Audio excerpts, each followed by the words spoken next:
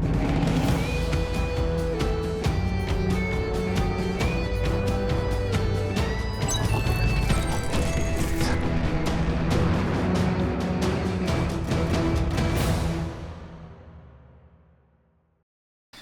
Wargamers, welcome back to the channel, Death from Above Wargaming. I'm Aaron. I'm Sam. And we are back tonight with something extra special, something new.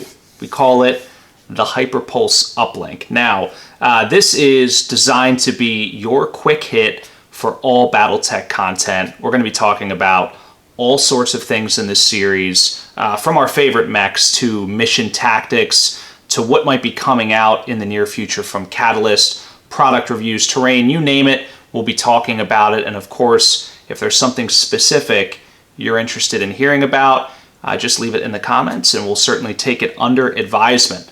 But tonight, we're going to be talking about one of our favorite missions, Intercept. Yes, it's definitely one of our favorites. It's becoming one of my favorites for sure. Just played one recently as the first mission in my campaign, and I really like the different dynamic of not having to go 30 rounds, right? You got 12 limited rounds, you have objectives that you're trying to get to, and it really spices up the battle grid. Big fan of this mission. Yeah. So there are really three main topics that I want to hit on tonight, I think. The first one is mech selection. The second one is about the objective placement, right? In this mission, you get to actually place the objectives, you take turns with your opponent, so I want to talk about that. And then lastly, just general mission tactics, right? Playing through the mission, how to sort of move on the objectives, things like that.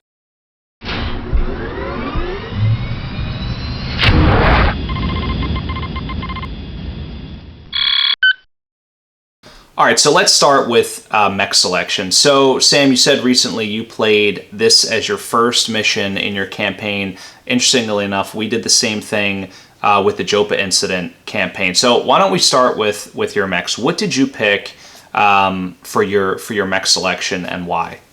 Okay, so my commander has to be in the first mission, has to try to be in every mission possible, and he was in a Warhammer.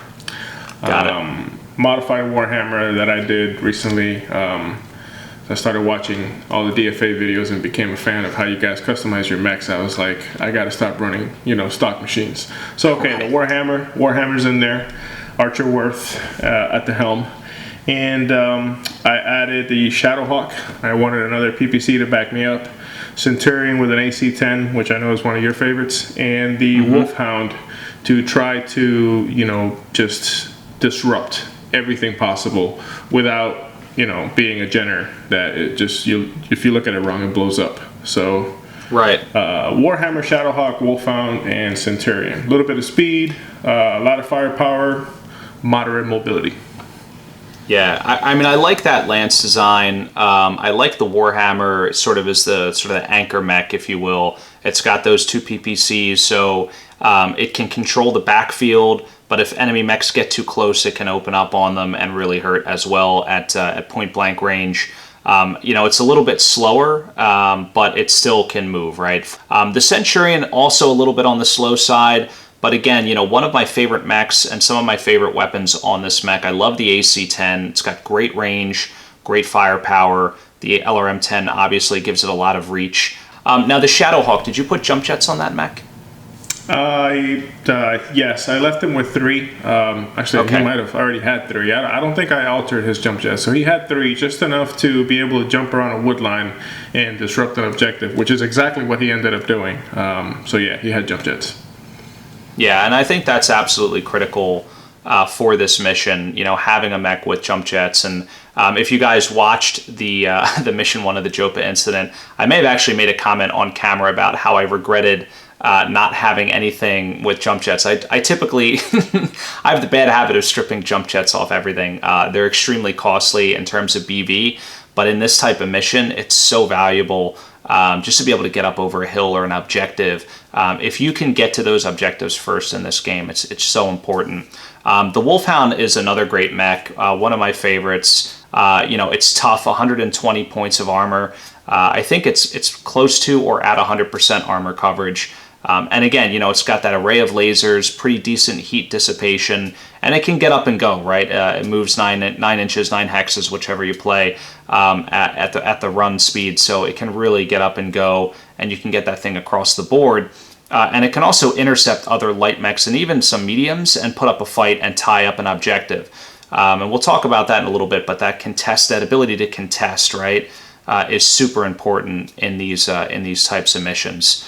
Really those are the things I look for in an intercept mission. You want speed, but you want toughness. So it's a good diverse lance. I think typically is ideal for this. A little bit of jump capability is always good, and range I think is critical. Going in with strictly brawlers is not going to be good because these objectives tend to be spread out, and so you're going to need the mobility to get to all of them and reach them, whether it's with speed or with long-range firepower.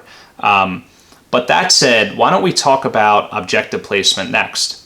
Okay, so when I think about placing these objectives, I like to bring a little bit of lore along.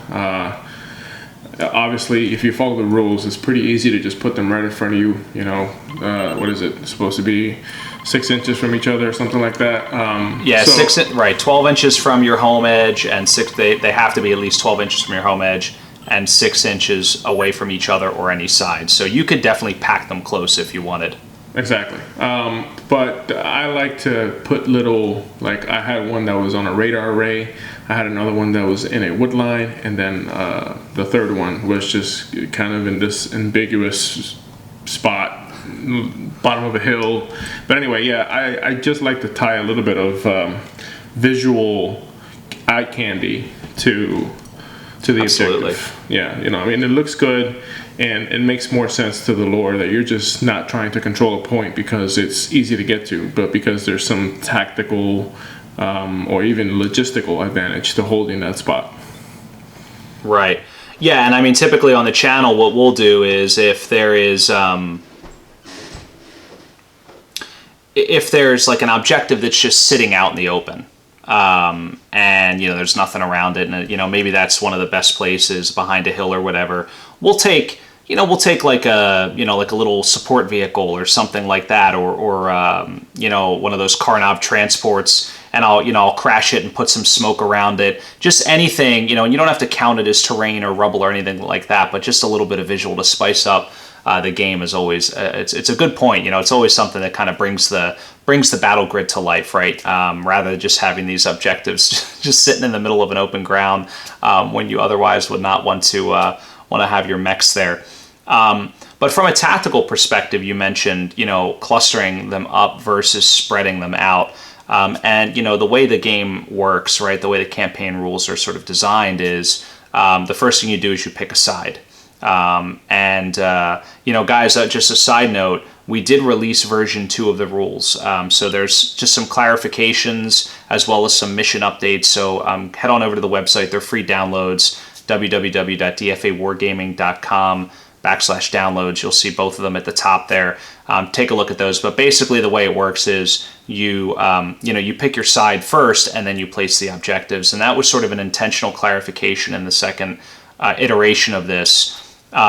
Because we wanted to give people the opportunity to, if they want to cluster all their objectives on one side or if they want to spread them out, they can. And you might be wondering, well, why wouldn't I cluster them all up? It's really a disadvantage in some scenarios, right? Depending on what goes hot and what doesn't, right? Because that's always a random roll.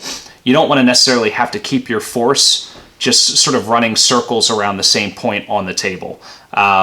It gives your opponent an opportunity to chew you up at range, and you're not going to have a lot of ability to kind of move around the map. So at a minimum, I always spread them out. That way, within decent distance. I'm not talking all corners of the map here, but within a decent distance, I do like to spread them out. And in fact, I will typically put one objective closer to my opponent's terrain. When the objectives, again, go hot in their backfield, I want to be able to move my force across the table. I want to be able to sort of incrementally connect the dots, if you will. So all of these things sort of help when you're sort of deploying your forces, right, and you're moving across the table. You definitely do not want all of the objectives clustered together, in my opinion. Yeah, no, I think it should be done in a natural way so that you can flow from one to another. Like you said, you hit a wood line and then your next one, hopefully it's the next one to come hot, right? Maybe it isn't. And if it isn't, and the other one that does come hot is in your opponent's backfield, you probably shouldn't go out and get it. So, it's good that your first one brought you to, say, a forest where you can maybe hold that down and kind of, just shoot from afar and hope that the next objective that goes hot is the one that you set, and then you have a natural path to follow, right? If you have I think go ahead. Yeah, I was just going to say, I think you articulated it much better than I did. I was trying to say that, right? The natural path. So here's something that came up in my game, and I'm going to bring it up because maybe it'll come up in someone else's game. The way that the rules are written, I'm going to read it here.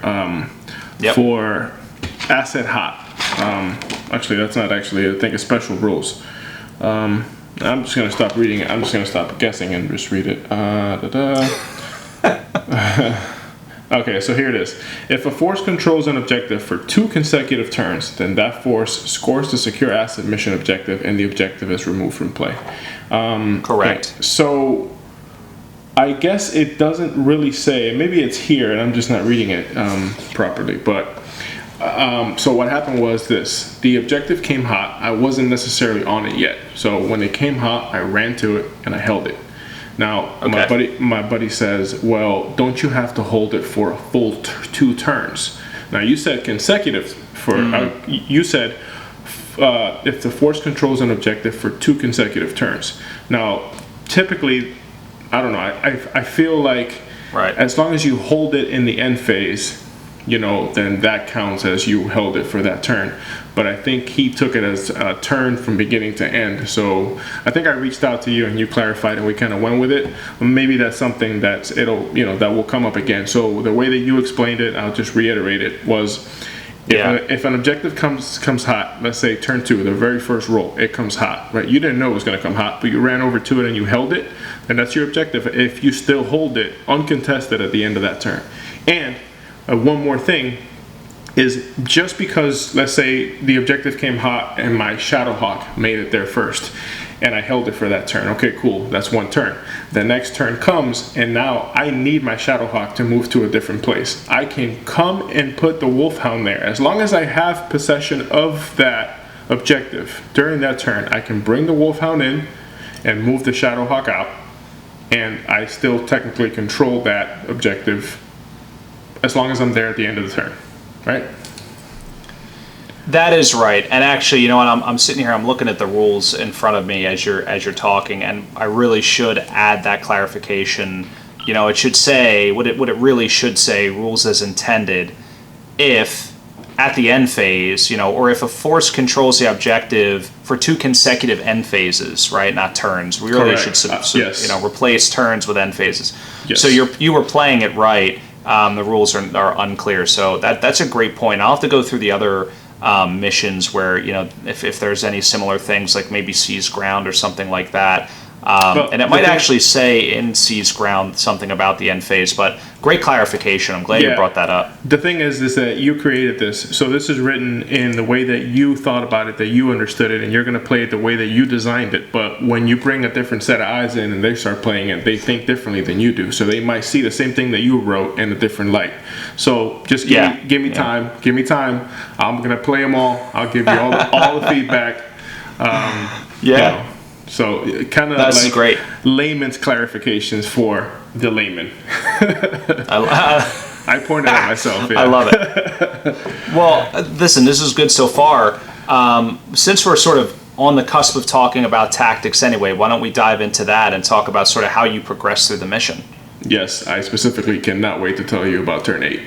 All right, so let's talk about it turn by turn, and we'll get to turn 8. So when you deployed, right? Mm-hmm. What was going through your head? How were you setting up your mechs? Like, what were you trying to do? Did you tightly deploy? Did you kind of spread them out? And then kind of tell me about your tactical progression throughout the game. Yeah, so I like tight deployments, but I don't know. Something just told me that I needed to send the Wolfhound out on his own to maybe disrupt an objective in the near future. So I deployed him to, if my facing in front of my home edge is north, I sent him northwest by himself. And then the Warhammer, Shadowhawk, and Centurion right in front of the first objective that I placed, and which was not the first one to go hot. But I kept those three guys together. Honestly, I can't tell you that I had a plan or you know what I thought I was trying to accomplish. It felt like the right thing to do. Send the Wolfhound as recon and keep the other three guys for fire support and get into the objective as they came hot. And I think it worked out well. The first objective came hot, and I got the Shadowhawk over there really easily, and it just kind of progressed from there. So cool. Yeah. So I remember we were talking about this, the other day, and just the general high level. And you had mentioned there were several turns, basically in between turns 2 and 5, where there was very little or no shooting. Yeah. So tell me, it sounds like it was a lot of maneuvering, a lot of sort of cat and mouse. What was sort of, how did that play out and how did that unfold? I think honestly, I'm just putting too many trees in my terrain because, I feel too many forests. Yeah. I just feel like everybody's just popping into, and then a whole turn goes by and you can't even shoot anyone. So. The way that he deployed, which to me made no sense, it was like one mech every 6 inches, and they were just traversing directly forward. And then the first objective came hot on my side. He sent the Jagger mech and the Dragon kind of towards it, but there was like a giant hill in the way, and there was one entire forest in the way. He popped out of that. We shot at each other. No one hit. Obviously, we were like, I don't know, 30 inches or something. Like everything was extreme range, rolling 10s and 11s. Gotcha, yeah. And so the first 5 turns, there wasn't a whole lot of shooting. I think turn 5 was the second round where combat actually took place. So by turn 5, had anybody scored objectives? Were they mostly like you're in your, pretty much squarely in your own territory, like you guys have each capped a couple, or how did that pan out? It was 2-1. Turn 2's objective was on my side of the map. I got that one. The second one to go hot was on their side. They capped that one. The third one was on my side. I got that one. And then, by then, let me see, we're 2, 4, 5, and the fourth one that went hot was in turn 6. Is that correct? So. Yeah. In turn 6, the forest in the middle came in. Like a central one. Gotcha. Yeah, like right smack in the middle of the map. And after that, I just, like a bat out of hell, man, I just bolted towards that. I sent everybody into those woods because I knew that if they controlled that, it was a tie.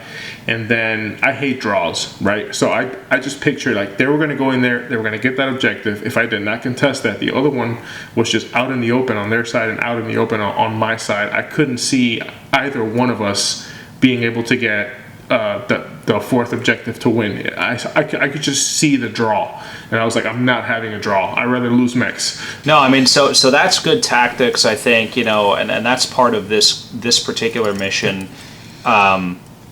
The Whiskey is Rangers really hedging will have against no draws. Just hedging against, like, knowing, like, listen, there's 2 objectives left. I definitely can't get to that one.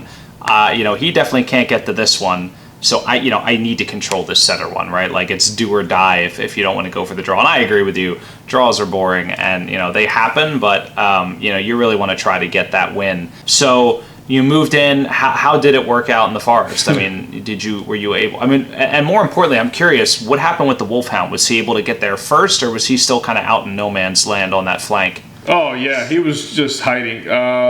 My buddies were bringing the Cyclops out towards the middle of the map, and pretty much anywhere the Wolfhound would have gone, he would have got smacked. So yeah, that's a bad matchup. Yeah, for sure. He was 100% hiding by the objective that would go hot, but and this is totally my fault. I could have put that objective just a little bit more towards the western home edge, and it would have been behind a hill and a forest that he could have easily held uncontested unless somebody came right up the middle, in which case I would have hit him in the mouth with 2 PPCs, right, from the Warhammer. But I, just my first time playing the mission, I didn't think it through as much as I should have.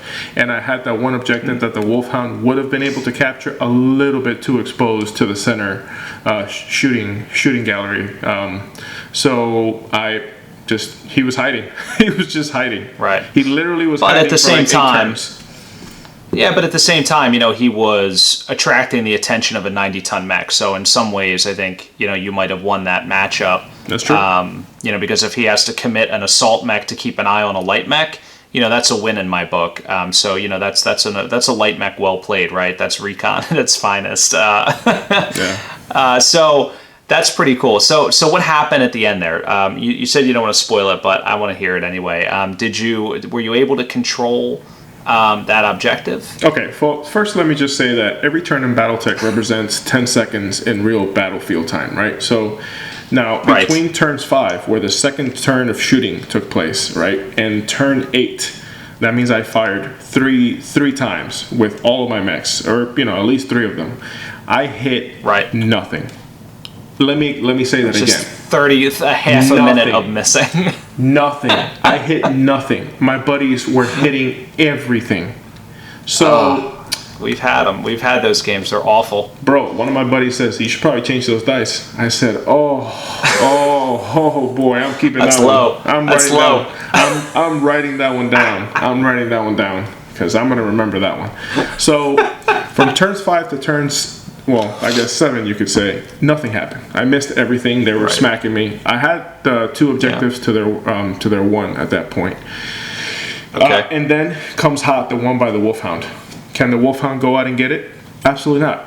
He's got a Dragon, a Jaggermech, and a Cyclops looking down that objective at that point. The Wolfhound is, can't even peek out of that corner. So I literally just park him there as a threat. Like, hey, if you don't commit, line of sight to this objective, I will get it. So the final objective comes hot, and it's in open terrain, and they take their little Jenner and park him right there. Obviously, to get there, he got the full modifier, which was 3. I couldn't hit him, so he holds it for that one. He holds that objective. I still can't get the Wolfhound out to get my 3rd objective, and they're getting ready to get 2 to tie me.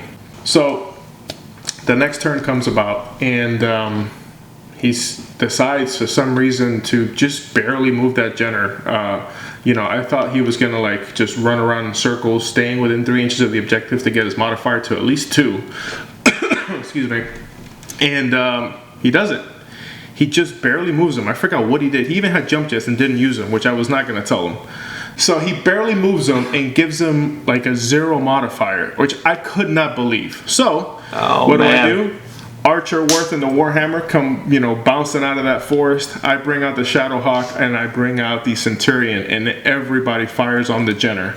Oh, and the Wolfhound had at that point flanked around to get a shot. Everybody's off and striking that Jenner, And by that point, I hadn't hit anything. So man, they're just laughing it up, and they're like, "Ha ha, Sam, poor guy. We're gonna get this objective." So Wolfhound goes first. He shoots at the Jenner. I think he hits with a medium laser, right? The large and the other medium that I had on this modified miss. So next one up is Archer and the Warhammer with by this point has all 3 shots on the PPC destroyed, or all 3 slots on the PPC destroyed. The left arm is getting ready to fall off for some reason. That arm took a beating. So he's got 1 PPC. He shoots it at the Jenner, and I get a headshot. Classic. That's it. Yeah, well, those things happen, but you still walked away with a minor victory. You headshot at a Jenner, which is sweet salvage, right? You grab the salvage on that, maybe. So some good stuff there. But really, that is the beauty of these missions, right? And the game in general, right? You do have that timer. You have to play aggressive at the end, or just plan on pulling back, right? You can't you can't just kind of let this thing drag out for 30 turns. There's airstrikes coming, there's artillery inbound. Like, these mechs have a limited time on the battlefield to get the mission complete, right? Which is kind of a fun, sort of fun meta to the whole thing, if you will. But yeah, it's fun to hear you kind of talk through playing it, and as you know, when Tom and I played it, I know you watched the mission. We had a lot of fun too. It's a great mission. So guys, if you have not tried this mission, even outside of a campaign, I think this is probably one of the ones that works phenomenally outside of a campaign. You can just set up some objectives, put some mechs on the table, and play. I'm telling you, man, it is a completely different dynamic than just what I was used to playing for the last, 30 years that I've been around BattleTech. This will completely change your entire outlook on the game, and be able to allow you to fit a game into, say 3 or 4 hours, which is a sweet spot for most adults. Yeah. That wraps up our first HyperPulse Uplink. This was really exciting to do. Sam, thank you so much for coming and joining us here. And guys, stay tuned. We got a lot more lined up. Sam has some great ideas for additional content, as do I. And again, if you are interested in leaving a comment with some ideas for things that you'd like to hear us talk about, topics of discussion related to BattleTech, again, leave those in the comments. So, Sam, anything else you wanna jump in here and say before we wrap up? It was a pleasure. It was good. We have a lot more coming. Make sure you subscribe and hit the little bell icon so you get notifications when we bring new posts. And please do check our Instagram page. We have solid content coming all week long. Pictures from our bat reps, from my bat reps specifically, and just a lot of general information that's good to keep an eye on, and a lot of fun. So, yeah, absolutely. Great points. And guys, I want to reiterate it. Don't forget to subscribe and stay tuned. Always more coming from Death from Above Wargaming. Have a good night.